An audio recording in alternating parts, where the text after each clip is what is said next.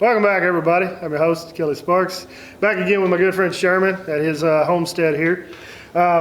Today we have Wild Turkey Master's Keep Cornerstone Rye Whiskey.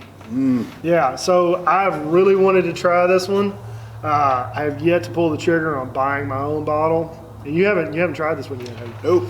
Once again, it falls in that family of unopens, which is pretty large. Yeah. Now you're sure you want to let me open I want to open it. I can think of no one better to share it with. Hell yeah. That's what I'm talking about. All right. So, are you very well versed in the rye whiskey? No, okay. I'm not. I'm a beginner. So, what other rye whiskeys have you had? Sazerac. Sazerac, just a plain Jane Sazerac? Plain Jane Sazerac. I thought I was going to get the Sazerac, is it 18? Yeah. Antique. And a guy came in and got it right before I did on the pick. Oh, from the lottery? From the lottery. Yeah. When I went in there to get it, the lady told me, she said, yeah, you missed it by a few hours. Guy came in and got it. So I settled for something that was pretty good after that, the birthday bourbon. Birthday bourbon? Yes, sir. Heck yeah. But that was my ultimate, if I could have gotten it. So, let's see what it has on the front. I want to just read off a little bit. Yeah, that would have been a nice one, that Sazerac 18. Man. I bet it's delicious. I know how good the Eagle Rare 17 is, and I imagine that Sazzy, Saz 18. So it says, this specially crafted Kentucky Straight Rye whiskey marks the oldest rye expression ever released by Wild Turkey Distilling Company, with a backbone of 9-year-old barrels, married with a selection of very rare 11-year-old barrels. Savor Eddie Russell's ultimate celebration of this mighty grain. So this one's bottled at 109 proof. I love these Master's Keep. It's got more information on the inside. But I ain't gonna worry about all that. Battery's running low, so we're not gonna take it. We don't need to take our time on this one. You want to do the honors? Or you want me to pour it up for you? Go ahead and pour it up, man. All right. I gave her a good shake, and I love these. It's an extremely tight cork, so that's probably one that you wouldn't have to worry about too much drying out. And these, like if you were to clean the letters off, would turn it into actually a really nice decanter. I mean, it's solid construction. Yeah, it's a nice bottle. So with rye whiskey, you know the difference between, obviously, from rye, bourbon, corn. Do you know the main differences there? A little bit, but I'm going to let you refresh on that. What do you know? Just tell me what you know. I want to hear just from... I know the mash bill aren't they different? Yes. The mash bills are definitely a little bit different. The percentage with ryes versus a bourbon are, I don't know the exact, but your ryes are typically around 100 proof or so. Some of them are. Okay.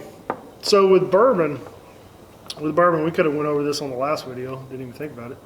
With bourbon, it's at minimum 51% corn, and the rest can be made up with a number of different grains.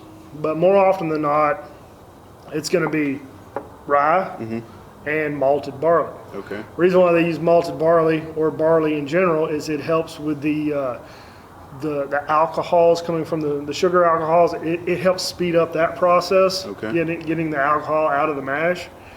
It speeds that up. With rye, it's the same thing. It's got to be at least 51% rye. And then you can... If you want a sweeter profile, you can add more corn. If you want a less sweet, more earthy, more grainy, more, it's almost like a hayfield. Okay. If you want that profile, you can do less corn, and then you can, like I said, make it up with any different combination of grain. All of them, and including corn whiskey, all of them have to be charred, or all of them have to be aged in a new barrel. New charred oak barrel. It doesn't have to be white oak. I think bourbon might have to be white oak. I might be wrong on that one. Double check me, guys. But they all have to be, I think bourbon specifically has to be aged in a new charred white oak barrel. I'm pretty sure rye has to as well. Okay. Then you kind of get in from there, you kind of get into your other whiskeys that are labeled like American whiskey. It could have the same mash bill as a bourbon or a rye, same ingredients, But if it's aged in a used barrel, it can't be called a bourbon. It has to be called an American whiskey. Now this one, I don't know the exact mash bill. I know I've had the Russell's Reserve rye. I loved it. So I'd bet my bottom dollar that they're the same mash bill, the same genetic makeup, but aged in different warehouses, different lengths of time. I know the Russell's Reserve rye is a 6-year. I believe it's a 6-year. So this one's a 9, a little bit older. Okay. But with this one, the rye grain itself is going to present a spicier. It's going to be like black pepper almost. Spicier. Sometimes you'll get different notes. I don't want to kind of lead you down a path, but it is going to be a little spicier. And some people can kind of get it confused with the heat from the alcohol, but there is a difference. The heat from the alcohol usually appears in the throat, whereas the spiciness will stay on the tongue. Exactly. That makes so much sense now that you say that. And if you have, like this one is, what I say, 108? 109. So you might get a little bit of both. And with some very high alcohol ryes, you can, if it's not done proper or careful enough, it can be too overwhelming with the spiciness from the grain and the heat from the alcohol. You just be like, what the hell? What are you giving me? Jesus, it's just like my mouth is like taking like Red Hots and Pop Rocks and eating them at the same time. What do you get on the nose on this one? Let's see here. Let's go in. Oh man.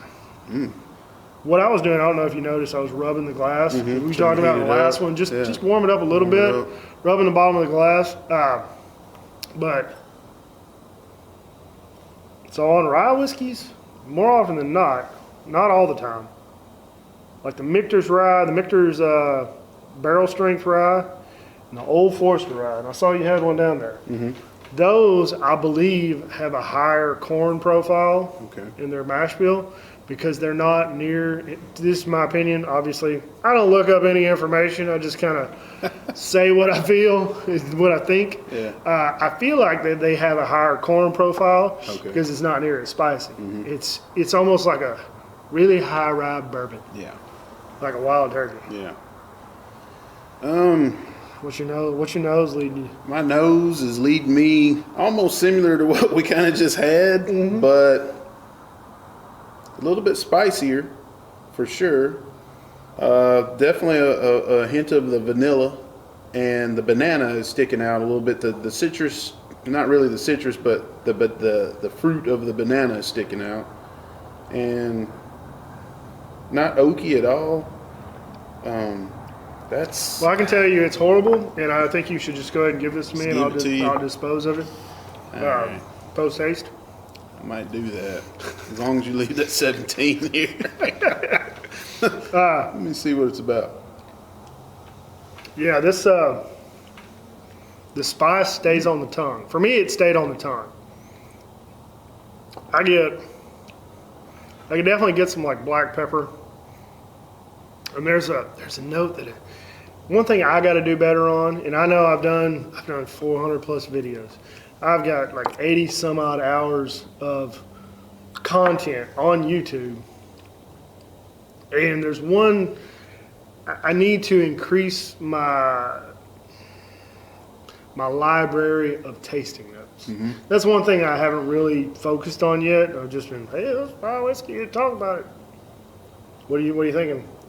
The hug wasn't overwhelming at all. It went down. There was a slight little burn. The hugs, there's no Kentucky hug there at all. That's some smooth stuff. It's definitely still spicy on the tongue right now. It's coated. The tongue is still coated. That's that rye grain. Yeah, even though I've swallowed it. The fruit notes kind of stuck out after I swallowed it, and just what's kind of left over. Good juice. Yeah. Smooth. It's like it's not a mint. It might be a type of mint. Maybe licorice. Yeah, I could see that. Maybe that's the note that I'm always looking for whenever I drink rye whiskeys, or the one that I can't think of. This does not have the butterscotch, not really a caramel. That's not there at all. You get so those flavors predominantly come from like the barrel. But it's the barrel affecting a bourbon. Okay. So that's that combination you get from bourbon coming from the barrel. Okay. Yeah, you're going to get some of those notes from the wood on this, but it's not going to be as pronounced. I kind of took a big gulp on that. I don't really have a second drink here. I've got a little bit, but might just put just a little bit more in there. I was like, whoa, that's a big gulp. Oh my gosh, okay. You can kill somebody with that one. Yeah, no, that sucker's pretty daggum heavy. You throw that in a sock and it's a weapon. I'm telling you. Yeah. That's a good second drink. Yeah, we had, man, that's so good. I got a little bit of warmness. It's not near as, it warms you up a little bit, but. It's not overwhelming at all. It's, no. I wouldn't mix this with anything. This is a good sipper. I mean, you could probably dull it down a little bit with maybe a small ice cube or a normal size ice cube with a lot of it. Exactly. But yeah, there's like this one doesn't need anything. I mean, you can make a freaking top shelf old fashioned with this. What do you normally make your old fashions with? Bourbon or rye? Bourbon. Both. This would probably make a wonderful old fashioned. I was gonna say that, but that's like most top people. Shelf top shelf. That's exactly a top shelf old fashioned. A top shelf old fashioned. That's a $30 drink. Exactly. Oh yeah, easy. Yeah. I make my old fashions out of regular Sazerac rye. Yeah. That's one of the best old fashions that I like, and then I make it out of the Old Forester rye. That's a pretty good old fashioned. And then when I switch to the bourbon side of an old fashioned, probably Four Roses. Yeah. 4 Roses, and I've made it out of that John J. Bowman. Okay. It's delicious with it. I tried it, and I was like, okay, I really like that. And some might frown on me for diluting up the Henry McKenna 10. I call it Mac 10. Mac 10. That's how I'm referring to it from now on. But never even thought of it. It makes a delicious old fashioned as well for a bourbon. So that's pretty cool. Yeah, I'm trying them all. I want to see which one tastes the best from an old fashioned standpoint. Yeah. So well, I think we'll get into that next time. Unfortunately, I failed to charge my battery, so I see the red light blinking. Oh no. We'll get more footage next time. We might even come over here and have an old-fashioned class with Sherman. That would be great. I'd love it. Because he's probably more experienced in the old-fashioned. I've made them before. I'm just not. Well, shout out to my buddy Josh Shackelford. He's the one that's shown me how to make old fashions, and he's the one that got me into old fashions more than from when I had it at the golf course. So thanks, Josh. I salute you. Well, with that said, we'll go ahead and cut it off before we get cut off prematurely. Thanks for watching. Thank you, Sherman, for having me over. No I look forward to another time. I will be better prepared next time. You get it. Like always, don't forget to check the description below. And any way to help out around the house with the chores and whatnot, and donate.